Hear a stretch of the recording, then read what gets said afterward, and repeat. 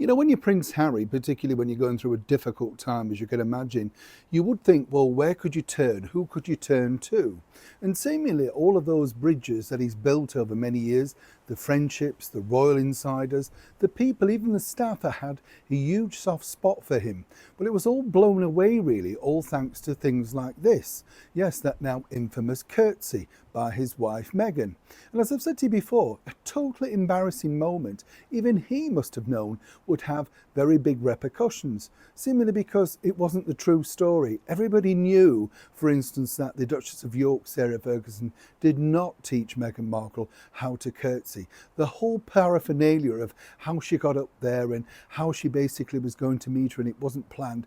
No, no, no. People know about this. They would have had that discussion at some point. If not, what exactly did, well, Meghan Markle and Prince Harry talk about on all of those dates that apparently kept her up all night while wearing his mother's perfume, allegedly? Interestingly, though, because now Harry has decided to try and recruit somebody from the inside. Thing is, he's hit another stumbling block. As ever, let me explain.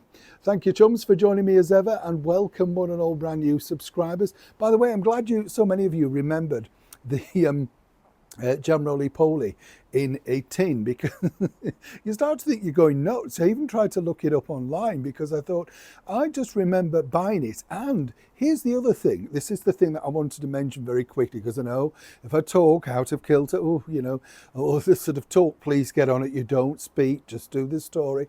You're my friends, I'm talking to you. But this is the thing that I did remember. And it's funny, isn't it? That comes to you when you're climbing into bed or you're brushing your teeth or something. And I realised that actually the real perilous bit about that jam roly-poly thing was the fact that actually in today's world we have these ring pulls, don't we?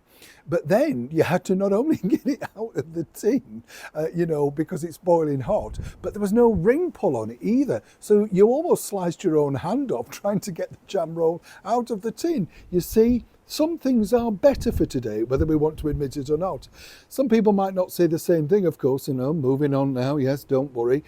Some people might get, not the same, of course, if you are Prince Harry. His recent trip back here to the United Kingdom wasn't a success in the sense of, for publicity-wise, some people might say it was, but for otherwise, it really wasn't. There lies your problem. His father didn't really give him that much time, and that's because His Majesty the King is busy, cautious, worried, doesn't want to be alone.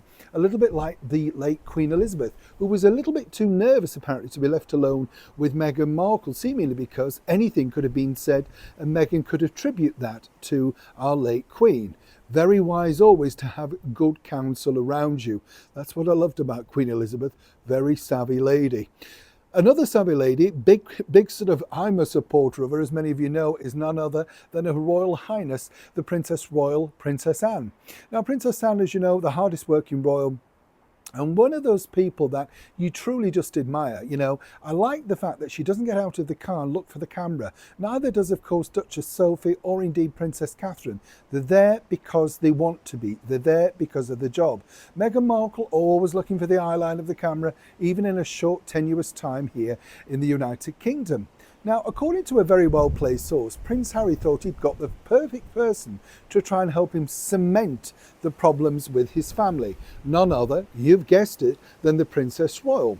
Now, Princess Anne is many things, but she does not want to get into sort of family feuds. She's supportive of all the family, including, of course, her brother, Prince Andrew, the Duke of York, from a distance. She doesn't want to be asked about him, refuses to get into any public debate, and basically thinks that family matters should be dealt with behind closed doors. According to this well-placed source, Prince Harry felt that, the Princess Royal, well, she was the sort of person that could have a chat with His Majesty the King and sort of iron out a few creases that have developed over the years. Now, not only couldn't Harry get any time with the Princess Royal simply because she's a busy lady who doesn't waste time if she doesn't have to, but more importantly, the message back was, no, I don't enter into family squabbles. Whatever the problems, you need to sort it out between you. Now, as I've often said here on the show, fascinating this, and as ever, have to say allegedly, but you wouldn't want to cross the Princess Royal, and once she said her final word, well then, that's it. So Harry once again is on the lookout for some help from whoever next. Perhaps, maybe one of the corgis that live with Fergie might want to give a paw or two. Either way, it's a developing story. Neil Sean in the very heart of the United Kingdom.